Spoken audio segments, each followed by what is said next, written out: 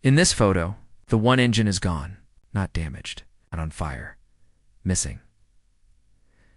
Just seconds after takeoff, American Airlines Flight 191 tilted, struggled, and slammed into the ground, killing 273 people in what became the deadliest aviation disaster in U.S. history. But the most chilling part?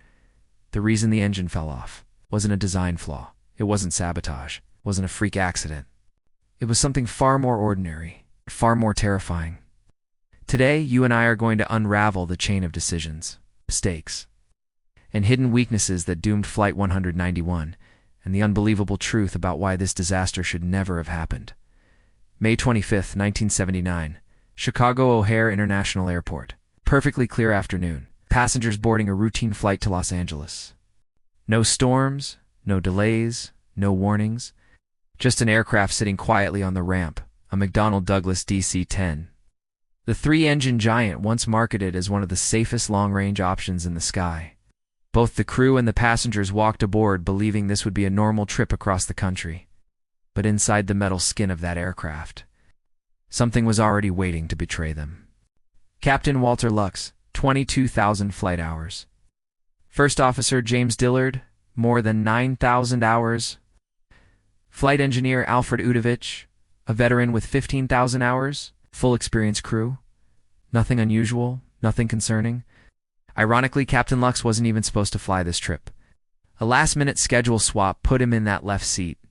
The DC-10 taxied out, completed its checklists, and lined up on runway 32R, more than 10,000 feet of concrete stretching into the horizon.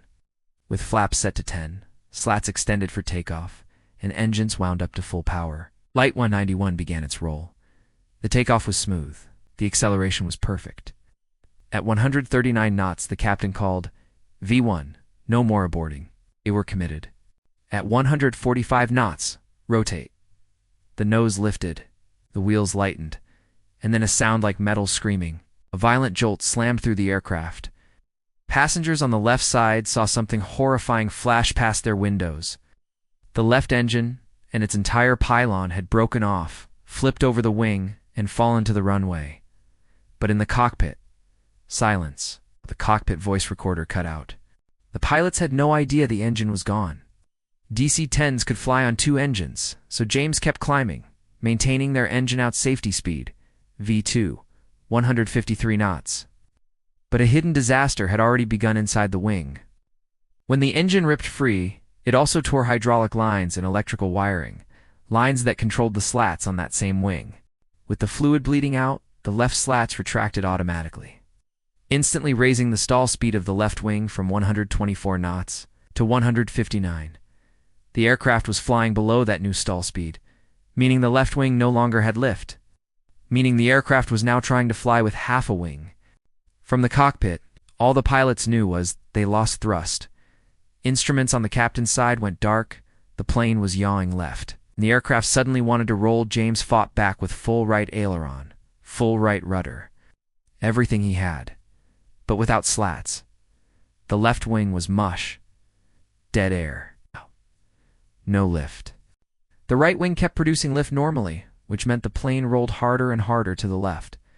There was no stall warning, no stick shaker, because the wiring for those systems had been ripped apart when the engine detached. The pilots were flying blind into a trap that physics had already sealed.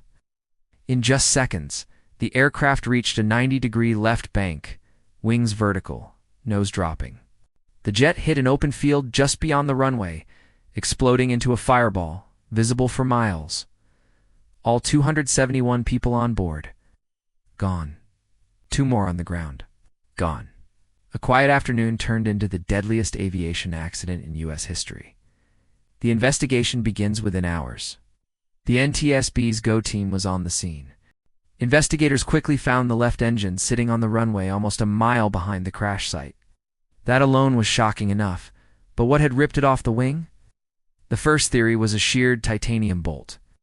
The FAA even held a press conference waving that bolt in front of cameras. But they were wrong. The bolt had snapped when the engine hit the ground, not in the air. What they discovered next was far more disturbing.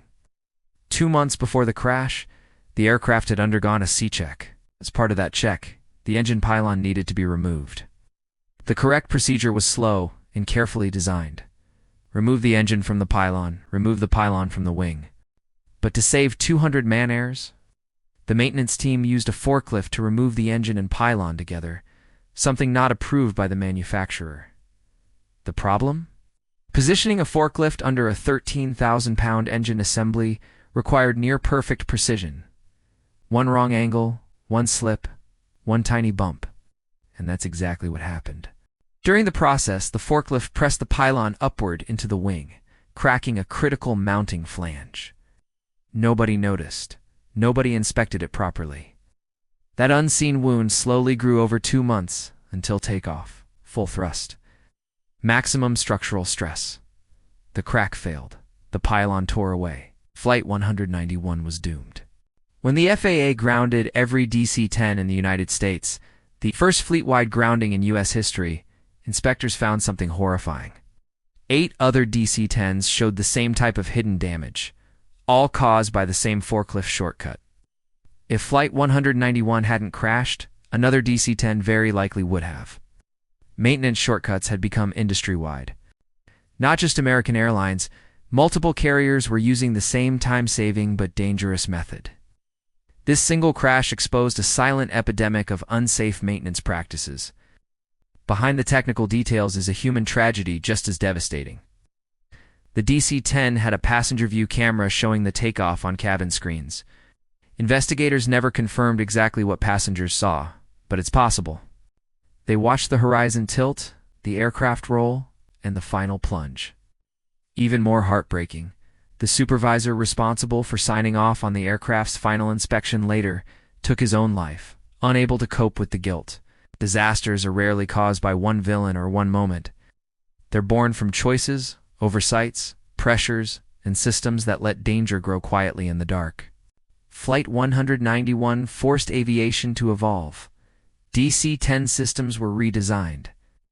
Dual stick shakers became mandatory, maintenance practices were rewritten, inspections became stricter. The industry finally understood the deadly cost of shortcuts today.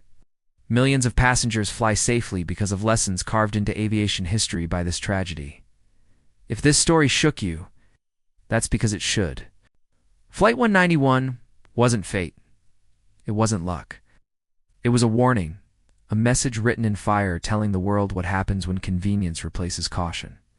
Thank you for watching. If you want more deep dives into disasters, near misses, and the truth behind aviation's most shocking moments, hit subscribe, drop a comment, and join me for the next episode of Crash and Shocks. Stay curious, stay aware, and I'll see you in the next one.